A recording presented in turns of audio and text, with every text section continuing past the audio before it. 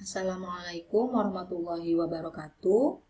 Pertemuan praktikum kali ini kita akan membahas cara melakukan percobaan rancangan acak kelompok lengkap menggunakan program Kostat. Nah, di sini saya langsung saja ke soalnya ya. Saya ambil dari ini contoh kasus pertama di materi rancangan acak kelompok lengkap.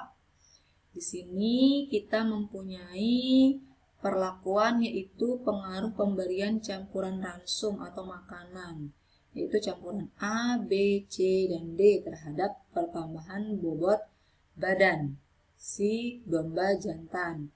Nah, karena ada perbedaan umur maka dilakukan pengelompokan dan terdapat 4 kelompok domba jantan, yaitu kelompok 1, 2, 3, dan 4. Nah, tabel ini adalah hasil dari percobaan RAK yang dilakukan dengan memberikan campuran makan yang berbeda kepada 4 kelompok domba jantan. Ya. Nah, setelah kita mempunyai tabel ini, tabel hasil ini kita ketik dia di Microsoft Excel menjadi seperti ini ya. Ada kolom perlakuan, kolom blok, dan kolom hasil. Kolom perlakuan, karena perlakuannya ada A, B, C, D, berarti di sini juga perlakuan A, karena ada 4 kelompok ya, berarti A-nya ada 4, kemudian B-nya ada 4, C-nya ada 4, dan D-nya ada 4.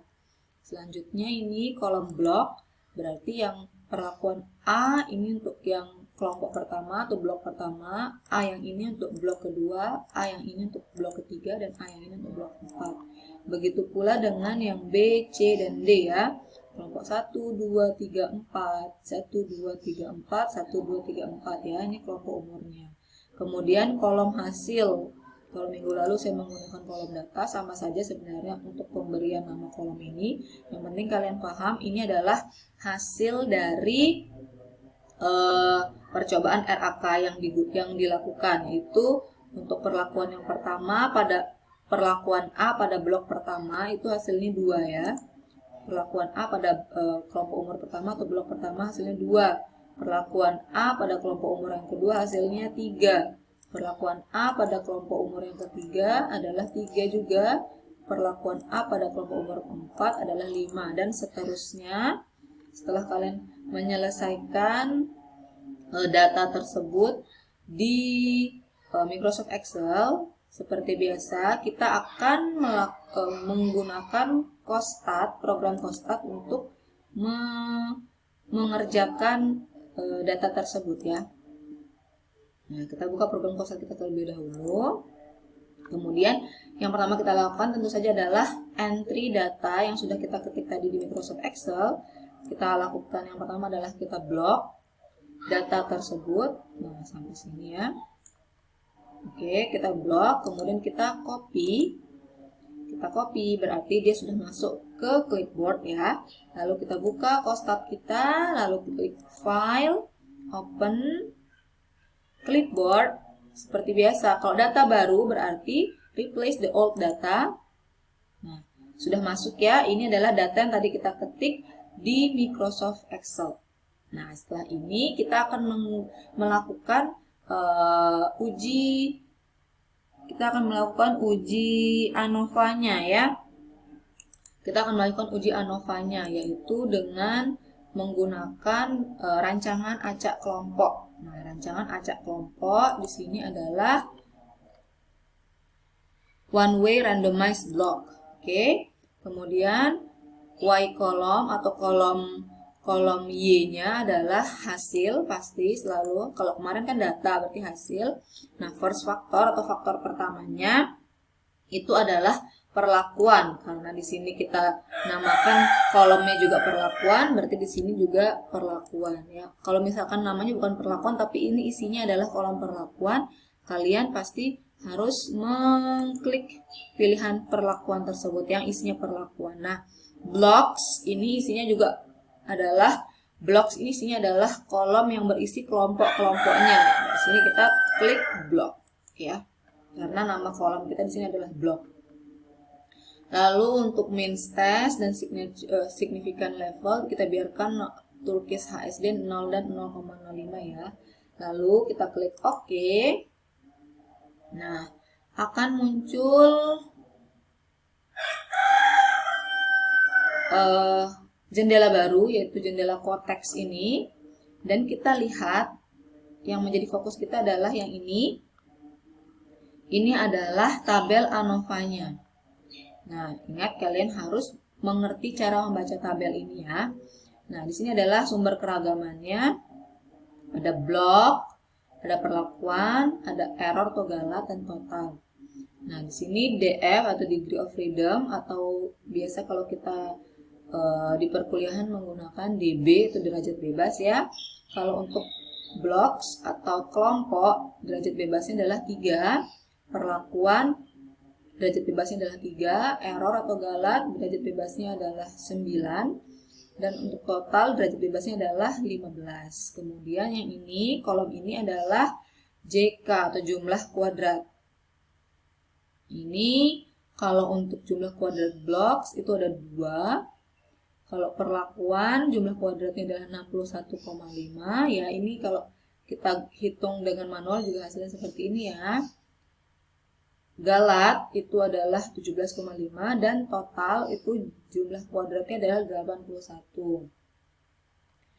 Nah, kalau MS itu adalah kuadrat tengah atau KT, biasanya kita singkat ya di perhitungan manual. Nah, kuadrat tengah kelompok atau blocks itu adalah 0,666667 dan seterusnya. Kalau misalkan kalian hitung manual boleh disederhanakan sampai 2 angka di belakang koma atau 3 angka di belakang koma ya. Nah, kemudian kuadrat tengah perlakuan itu adalah 20,5 dan kuadrat tengah galat atau error itu adalah 1,944 dan seterusnya. Nah, ini F yang kolom yang ini F ini adalah F hitung ya. F hitungnya ini untuk yang kelompok itu adalah 0,34287 bla bla bla dan seterusnya. Lalu untuk F hitung perlakuan adalah 10,542857 dan seterusnya.